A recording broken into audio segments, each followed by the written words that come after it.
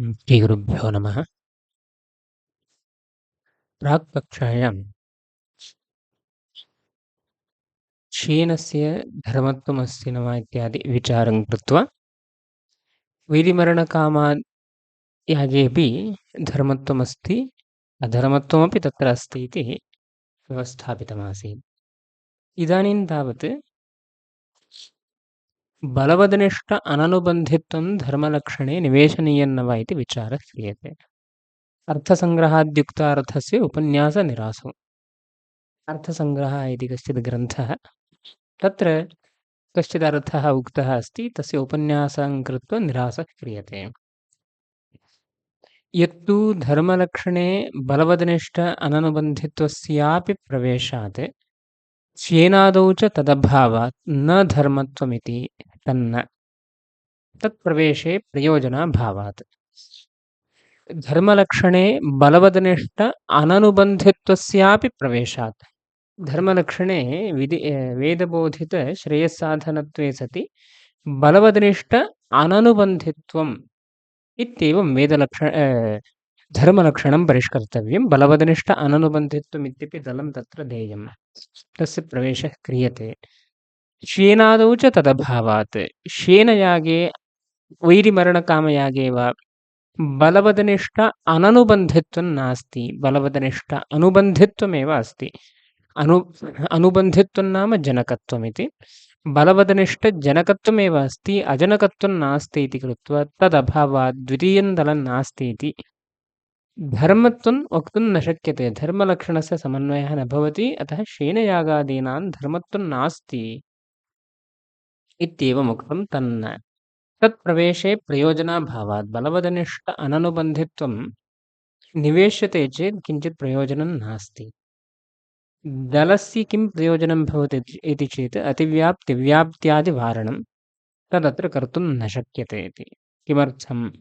अनिष्टगतद्वेषौत्कट्य रूपस्य बलवत्वस्य प्राचीनकर्माधीनतया उक्तविध अननुबन्धित्वस्य श्येनेऽपि कदाचित् सम्भवाच्च।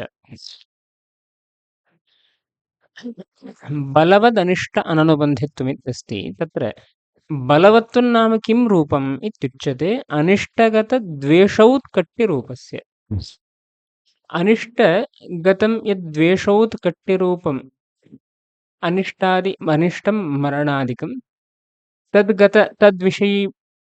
विषयकः यः द्वेषः, तादृशद्वेषस्य औत्कट्यरूपं, द्वेषौत्कट्य उत्कृष्टद्वेषः इत्येवं रीत्या इदमेव बलवत्वं।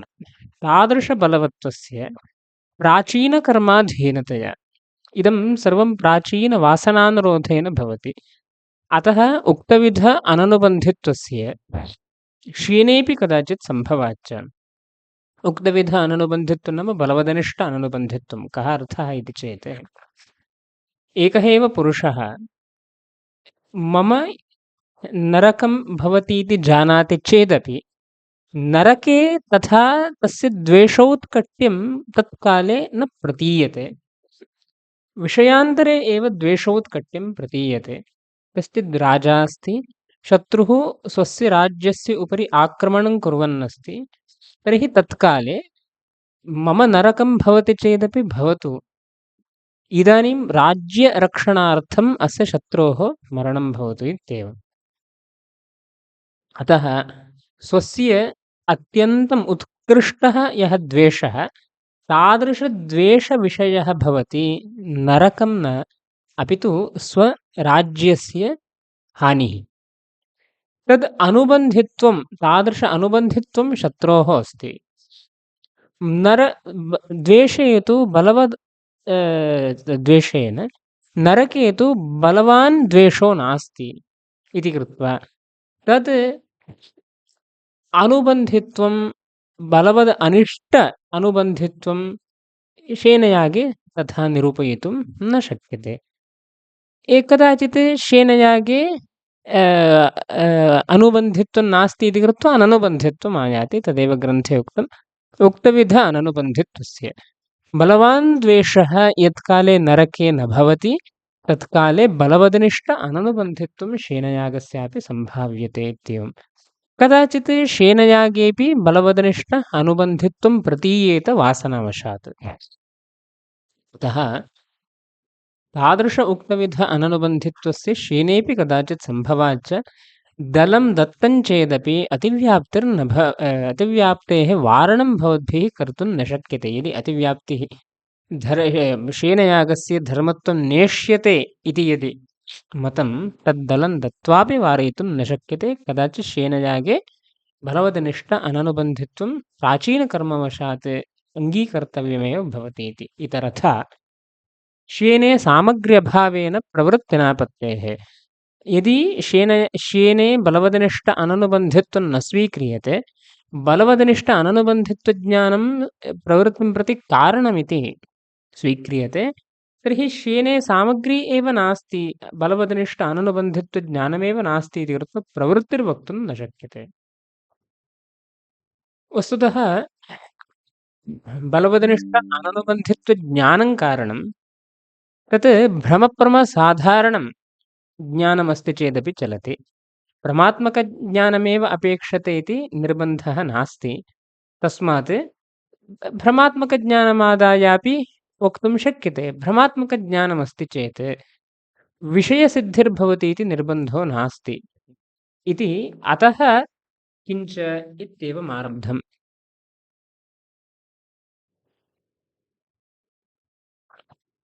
किञ्च शेनादौ धर्मत्वाभावे तामसधर्मत्वकथन अनुपपत्तिः। शेनयागे यदि धर्मत्वमेव न स्वीक्रियते तर्हि तामसधर्मत्वकथनं यत् स्मृत्यादिषु वर्तते तन्नैव उपपद्यते। अतः लक्षणयोर्युक्तस्तत्रापि समन्वयः।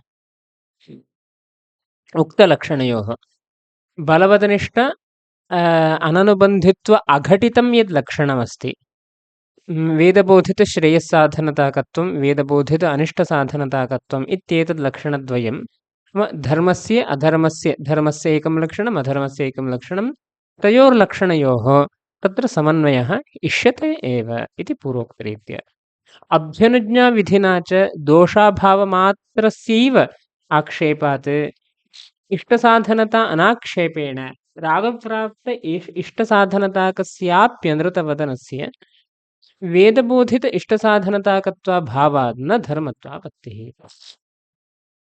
तत्र अभ्युनुज्ञाविधिस्थले विधिविषये उच्यते। अभ्युनुज्ञाविधिः पूर्वमागतमासीत्। विवाहे अनृतं वदेत् अथवा हुतायां वपायां दीक्षितस्यान्नमश्नीयादित्येवम् अभ्युनुज्ञाविधिः। तत्र दोषाभावमात्रस्यैव आक्षेपात् पूर्वं निषेधवाक्येन अवधारितं यदनिष्टसाधनत्वं तत्र नास्ति इत्येव आक्षेपः क्रियते। इष्टसाधनता अनाक्षेपेण तत्र विधिः इष्टसाधनत्वं नाक्षेपति, यतोहि तस्य इष्टसाधनत्वं लोकतः एव ज्ञातमस्ति इति। अतः रागप्राप्त इष्टसाधनताकस्याप्यनृतवदनस्य, इदमेव लोकतः प्राप्तमिति रागतः प्राप्तं, तादृश इष्टसाधनताकस्याप्यनृतवदनस्य वेदबोधित इष्टसाधनताकत्वाभावात्। इष्टसाधनतायां बोधितत्वविशेषणमस्ति। प्रकृते वेदेन बोधिता इष्टसाधनता अनृतवदनस्य नास्ति इति कृत्वा तत्र धर्मत्वं नेष्यते। अतः अत्र अभ्युनुज्ञाविधिविषयीभूते धर्मत्वं वारयितुं शक्यते इत्येवम् उक्तम्। इदानीं व्याख्यानं यत्विति अयमाशयः। चोदनासूत्रे अर्थपदं बलवदनिष्ठ अननुबन्धित्वपरं चोदनालक्षणोऽर्थो धर्मः इति सूत्रमस्ति। तस्मिन् सूत्रे अर्थशब्दः प्रविष्टः। चोदनालक्षणः अर्थः, तस्य अर्थशब्दस्य बलवदनिष्ठ अननुबन्धित्वमित्यर्थः।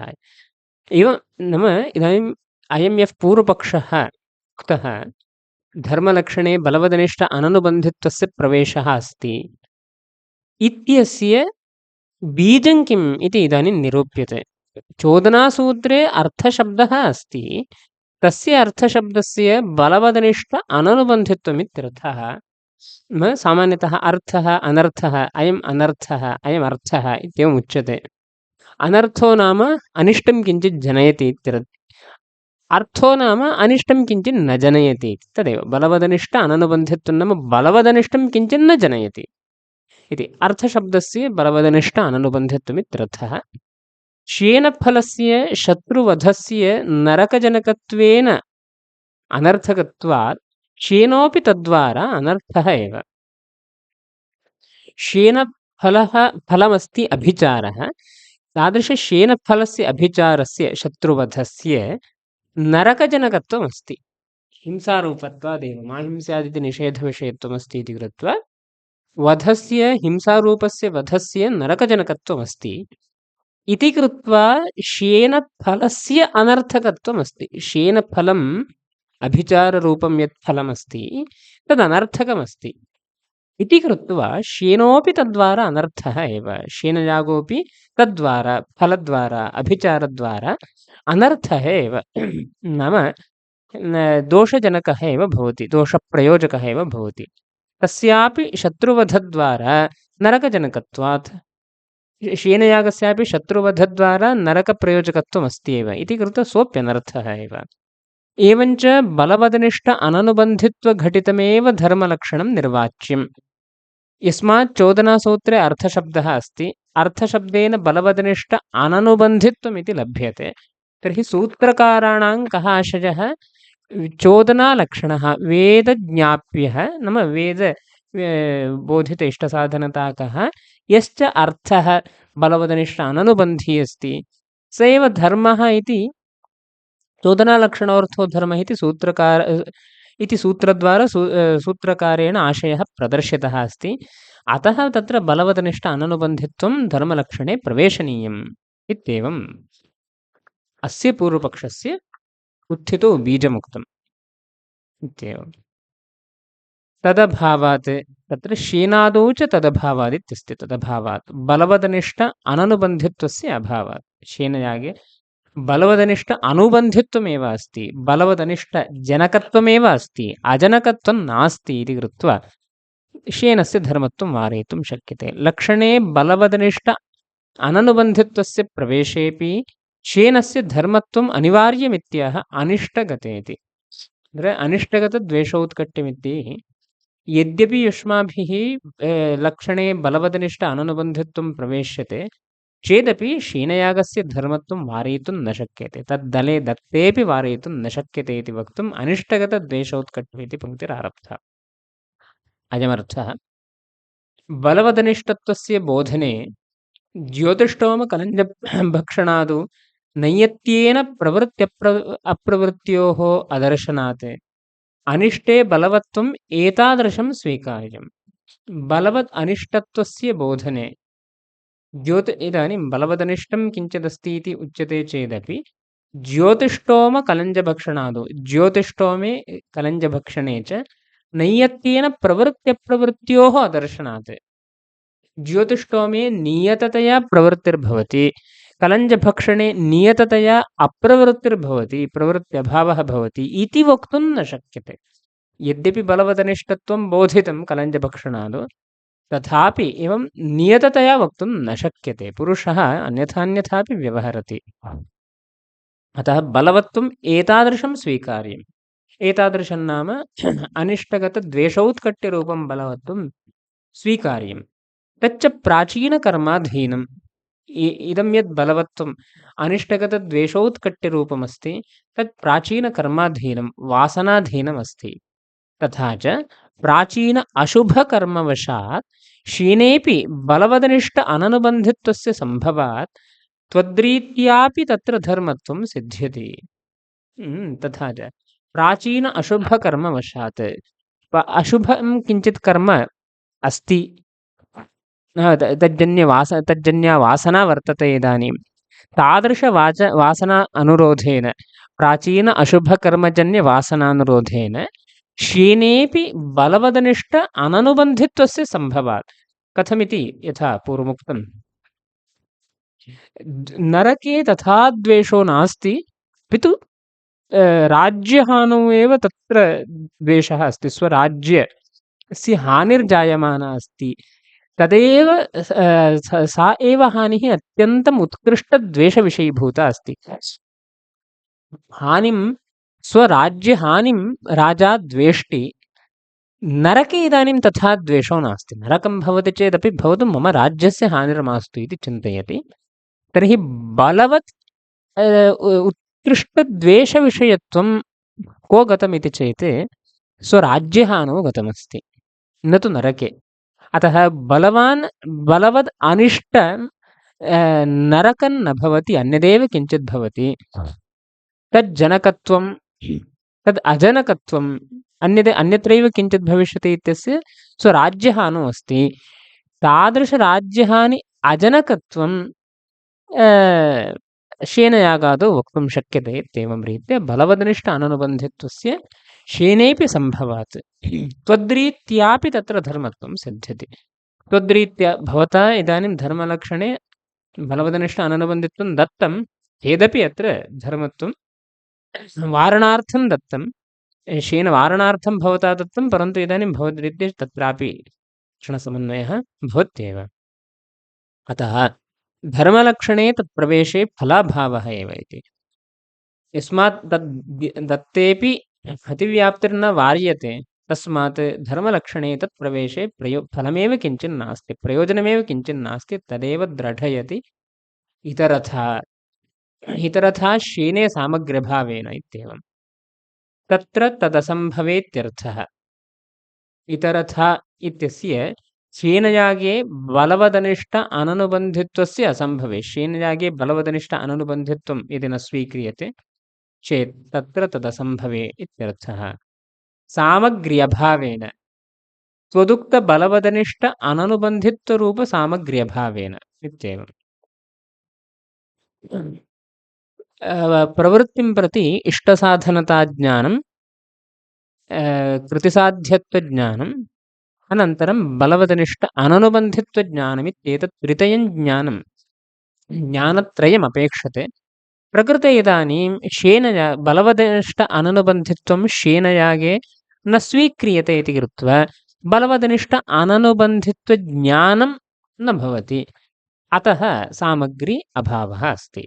अतः त्वदुक्तबलवदनिष्ठ अननुबन्धित्वरूपसामग्री यत्र न वर्तते इति कृत्वा प्रवृत्तिर्न स्यात्। अनिच्छतापि तत्र धर्मत्वम् अभ्युपेयमित्याह किञ्च इति। किञ्च इत्यस्य अवतरणिका दत्ता।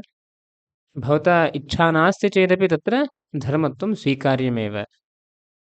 शेनादौ धर्मत्वाभावे तामसधर्मत्वकथन अनुपपत्तिः। अतः भवता इच्छा नास्ति चेदपि तत्र यस्मात् तथा व्यवहारः अस्ति तदनुरोधेन धर्मत्वम् अवश्यं स्वीकार्यमेव भवति।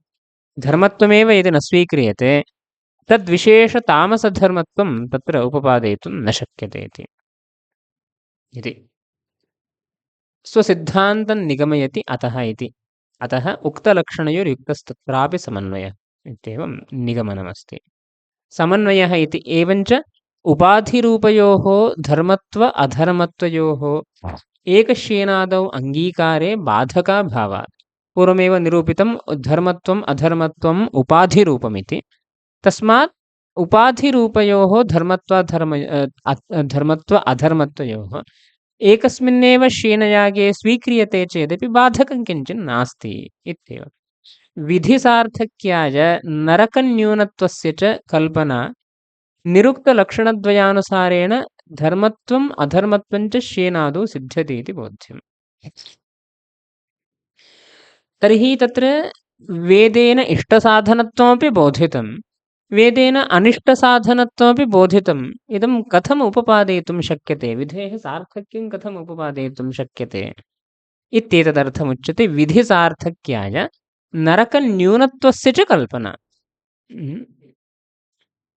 तत्र नरकापेक्षया एतस्य न्यूनत्वं स्वीक्रियते, फलस्य अभिचारफलस्य तथा न्यूनत्वं स्वीक्रियते इति। वस्तुतः नरकम् एव ईषद् न्यूनरूपेण भवति इति, यतोहि विधिरस्ति इति कृत्वा विधेः सद्भावात् नरकमेव ईषत् न्यूनीभूतं भवति। नाम स्वेच्छानुरोधेन अन्यत्र पुरुषः यदि हिंसां करोति तर्हि तत्र अन्य अधिकं नरकं लभ्यते। अत्र तु विधिना बोधितमस्ति इति कृत्वा नरकं लभ्यते एव, परन्तु एषः न्यूनं नरकं लभ्यते इत्येवं वक्तुं शक्यते इत्येवं। विधिसार्थक्याय नरकन्यूनत्वस्य च कल्पना। निरुक्तलक्षणद्वयानुसारेण धर्मत्वम् अधर्मत्वं च श्येनादौ सिद्ध्यति। इदानीं निरुक्तलक्षणद्वयं एतत् बलवदनिष्ठाननुबन्धित्वम् अनुबन्धित्वम् इत्यादि अघटितं यत् वेदबोधितश्रेयस्साधनत्वम् अनन्तरं वेदबोधित अनिष्टसाधनत्वम् इत्येतद्वयानुसारेण धर्मत्वम् अधर्मत्वं श्येनादौ उभयमपि स्वीकर्तुं शक्यते इत्येवम्।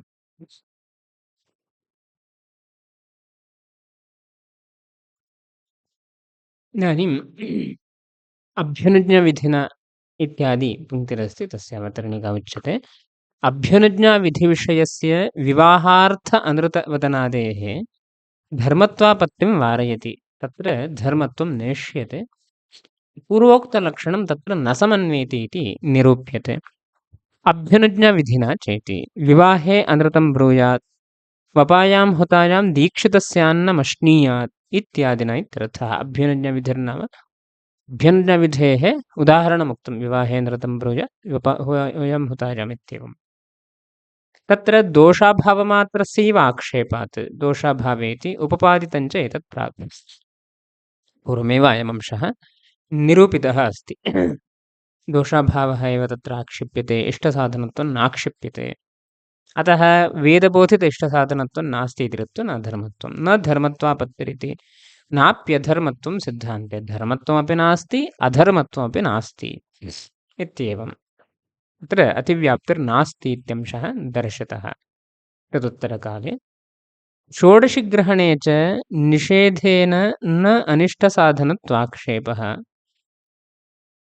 प्रमाणाभावात् गौरवाच्च, अपि तु एतदभावेऽपि इतराङ्गैः क्रतुमहोपकारसिद्धिमात्रस्यैव तावन्मात्रेणैव पुरुषस्य निवृत्त्युपपत्तेः। अत एव तत्र प्रवृत्त्यर्थं विधिना फलाधिक्याक्षेपः, अतस्तत्रापि न अधर्मत्वापत्तिः इत्येवम्। षोडशी ग्रहणस्थले अतिव्याप्तिः अत्यन्तं पूर्णता अस्ति।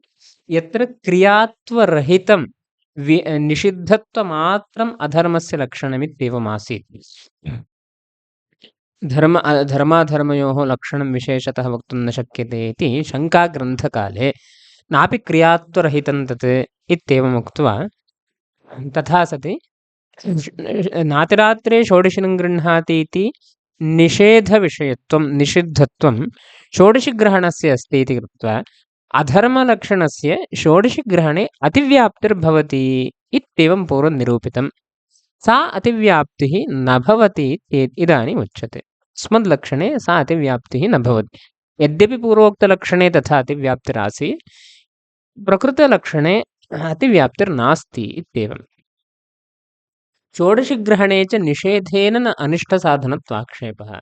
तत्र नातिरात्रे षोडशिनं गृह्णाति इति यः निषेधः, सः षोडशिग्रहणे अनिष्टसाधनत्वम् आक्षिपति इति नास्ति। किमर्थं? प्रमाणाभावात् गौरवाच्च। अनिष्टसाधनत्वाक्षेपे किं प्रमाणमस्ति इति चेत्, रागप्राप्तप्रतियोगिविषयकः यः निषेधः स एव अनिष्टसाधनत्व आक्षेपे प्रमाणभूतः अस्ति। रागप्राप्तप्रतियोगी, यथा इदानीम् अनृतवदनम् इति यदि स्वीक्रियते, अनृतवदनस्य रागतः प्राप्तिरस्ति। तादृशरागतः प्राप्तं यद् अनृतवदनं, तत् प्रतियोगित्वेन स्वीकृत्य यः निषेधः, नानृतं वदेदिति निषेधः, सः अनृतवदने अनिष्टसाधनत्वम् आक्षेप्तुं प्रभवति, प्रमाणीभूतः सः निषेधः। अनिष्टसाधनत्वाक्षेपे सः निषेधः प्रमाणमस्ति। यत्र तु विधिप्राप्तं प्रतियोगित्वेन स्वीकृत्य निषेधः, तत्र अनिष्टसाधनत्वाक्षेपकत्वं निषेधस्य वक्तुं न शक्यते। प्रकृते च षोडशिग्रहणस्य विधिना प्राप्तिरस्ति। अतिरात्रे षोडशिनं गृह्णाति इति विधिना षोडशिग्रहणस्य प्राप्तिरस्ति। तत् षोडशिग्रहणं नाम विधिप्राप्तं षोडशिग्रहणं प्रतियोगित्वेन स्वीकृत्य नातिरात्रे षोडशिनं गृह्णातीति निषेधः प्रवृत्तः। अतः विधिप्राप्ते अंशे अनिष्टसाधनत्वाक्षेपकत्वं निषेधस्य वक्तुं न शक्यते। रागप्राप्तप्रतियोगिकनिषेधस्य अनिष्टसाधनत्वाक्षेपकत्वे प्रामाण्येऽपि विधिप्राप्तप्रतियोगिकनिषेधस्य अनिष्टसाधनत्वाक्षेपकत्वे किञ्चित् प्रमाणं नास्ति। तदेव अत्र प्रमाणाभावादित्येवं निरूपितम्। अग्रे गौरवाच्च इति सामान्यतः अनिष्टसाधनत्वं पूर्वोक्तरीत्या रागप्राप्तस्थले वक्तव्यम्। अत्र तावत् क्रतुमहोपकार इतराङ्गैरेव क्रतुमहोपकारसिद्धिः इत्येतावन्मात्रनिरूपणेनैव प्रवृत्त्यभावः उपपादयितुं शक्यते चेत् अनिष्टसाधनत्वाक्षेपे गौरवं भवति। कः आशयः इति चेत् निषेधेन किं वस्तुतः कर्तव्यम् इति चेत् प्रवृत्त्यभावः सम्पादनीयः पुरुषस्य। विधिरस्ति चेत् प्रवृत्तिः सम्पादनीया, निषेधः अस्ति चेत् प्रवृत्त्यभावः सम्पादनीयः अस्ति। यदा अनिष्टसाधनत्वस्य आक्षेपः नानृतं वदेदित्यादौ क्रियते, रागप्राप्तं प्रतियोगिनं स्वीकृत्य प्रवर्त्यमानः यः निषेधः सः अनिष्टसाधनत्वम् आक्षिपति। एवम् अनिष्टसाधनत्वाक्षेपद्वारा पुरुषस्य अनिष्टसाधनता ज्ञानं भवति चेत् इष्टसाधनताज्ञानस्य तत्र किं भविष्यति, पूर्वं यज्ञातम् इष्टसाधनताज्ञानं तादृश इष्टसाधनताज्ञानम् अप्रमाणम् इत्येवं सः गृह्णाति इति कृत्वा अनिष्टसाधनताज्ञानेन इष्टसाधनताज्ञाने अप्रामाण्याक्षेपो भवति। अतः अगृहीत अप्रामाण्यकज्ञानमेव प्रवर्तकं भवति, प्रवृत्तिं प्रति प्रयोजकं भवति। इदानीं प्रवृत्तिकारणीभूतस्य इष्टसाधनताज्ञानस्य अनिष्टसाधनताज्ञानेन अप्रामाण्याक्षेपे सति प्रवृत्त्यभावः प्रवृत्तिसामग्र्यभावः सम्पादितो भवति। तेन प्रवृत्त्यभावः निषेधेन सम्पादितः भवति। अन्यत्र प्रकृतस्थले नातिरात्रे षोडशिनं गृह्णाति इति निषेधस्थले तदभावेन अनिष्टसाधनत्व आक्षेपं विनैव यदि प्रवृत्त्यभावः सम्पादयितुं शक्यते तर्हि पुनः अनिष्टसाधनत्वाक्षेपः किमर्थः इत्येवं गौरवं भवति। अन्यथापि उपपादयितुं शक्यते चेत् पुनः अनिष्टसाधनत्वाक्षेपे क्रियमाणे निषेधे गौरवं भवति इत्यंशः गौरवाच्चेत्तिनेन द्योतितः अस्ति। तर्हि कथं प्रवृत्त्यभावः सम्पाद्यते इत्येवं चेत् उक्तम् अपि तु अथवा किम् आक्षिप्यते इत्याशङ्कायाम् उक्तम् अपि तु एतदभावेऽपि इतराङ्गैः क्रतुमहोपकारसिद्धिमात्रस्यैव। एतदभावेऽपि अतिरात्रे षोडशिग्रहणं न क्रियते चेदपि इतराङ्गैः षोडशिग्रहणं त्यक्त्वा अन्यानि यानि अङ्गानि वर्तन्ते तैरेव अङ्गैः क्रतुमहोपकारसिद्धिः फलजनने यादृशी योग्यता अपेक्षते तादृशी योग्यता इतराङ्गैरेव सिद्ध्यति, षोडशिग्रहणस्य तत्र अपेक्षा नास्ति इत्येवमर्थः आक्षिप्यते निषेधेन। अतः इतराङ्गैः क्रतुमहोपकारसिद्धिमात्रस्यैव आक्षेपः क्रियते। तावन्मात्रेणैव पुरुषस्य निवृत्त्युपपत्तेः। यदि एतदभावेऽपि कार्यं सिद्ध्यति तर्हि एतदनुष्ठानं किमर्थं कर्तव्यम् इति विचिन्त्य पुरुषः ततः निवर्तते। अत एव तत्र प्रवृत्त्यर्थं विधिना फलाधिक्याक्षेपः। तत्र प्रवृत्त्यर्थं नाम निषेधः किं बोधयति इति चेत् एतदभावेऽपि फलं सम्भवति इति, नाम तादृशफलजननयोग्यता सम्भवति इति निषेधेन यद्याक्षिप्यते तर्हि अतिरात्रे षोडशिनं गृह्णाति इति यः विधिः सः तस्य यत् कार्यं प्रवृत्तिजननं तदिदानीं दुरुपपादं स्यात्। यतोहि निषेधेन किमुक्तम्, एतदभावेऽपि इतराङ्गैरेव तत्र क्रतुमहोपकारः सिद्ध्यति इति यदि उक्तं तर्हि पुनः कश्चित् पुरुषः षोडशिग्रहणे नैव प्रवर्तेत, एतदभावेऽपि सिद्ध्यति, तर्हि इदं किमर्थमनुष्ठेयम् इत्येवं विचिन्त्य षोडशिग्रहणे कश्चित् पुरुषः नैव प्रवर्तेत। तथा सति अतिरात्रे षोडशिनं गृह्णाति इति विधिः विधेः प्रवर्तकत्वस्यैव भङ्गः स्यात्। अतः तत्र प्रवृत्त्यर्थं षोडशिग्रहणे तादृशविध्यनुरोधेन प्रवृत्तिरपि अपेक्षते। अतः तत्प्रवृत्त्यर्थं तत्र षोडशिग्रहणादौ विध्यनुसारेण प्रवृत्त्यर्थं तत्रत्यः यः विधिः सः फलाधिक्यम् आक्षेपते। यदि षोडशिग्रहणं क्रियते तर्हि फले ईषत् आधिक्यं भवति, अधिकतया ईषत् फलं लभ्यते इत्येवम् आक्षेपः क्रियते। अतस्तत्रापि न अधर्मत्वापत्तिः। पूर्वं षोडशिग्रहणे अधर्मलक्षणस्य अतिव्याप्तिरुक्ता अस्ति, सा अतिव्याप्तिरिदानीं न भवति। किमर्थमिति चेत् अनिष्टसाधनत्वस्य वेदेन आक्षेपो न क्रियते। अतः वेदबोधित अनिष्टसाधनत्वं षोडशिग्रहणे नास्ति इति कृत्वा अधर्मत्वं न भवति इति पङ्क्तेः सामान्यतः अर्थः। विशेषतः इदानीं पश्यामः व्याख्यानानुसारेण। ननु न कलञ्जं भक्षयेदित्यत्र इव नातिरात्रे षोडशिनं गृह्णाति इत्यत्रापि लिङ्गर्थप्रवर्तनया अनिष्टसाधनत्वस्य आक्षेपात् तत्राप्यधर्मत्वापत्तिः इत्यतः षोडशिग्रहणे च इति पङ्क्तेः अवतरणिका दत्ता। न कलञ्जं भक्षयेदित्यत्र यथा निषेधस्य अनिष्टसाधनत्व आक्षेपकत्वमस्ति इति कृत्वा वेदबोधित अनिष्टसाधनत्वं कलञ्जभक्षणस्य अस्ति इति कृत्वा अधर्मत्वं यथा स्वीकृतं, तद्वत् नातिरात्रे षोडशिनं गृह्णाति इत्यत्रापि अनिष्टसाधनत्वस्य आक्षेपः तत्र स्यात् इति कृत्वा अधर्मत्वमेव तत्र भवेत् इति शङ्कायां तत्र षोडशिग्रहणे च इति पङ्क्तिः आरब्धा।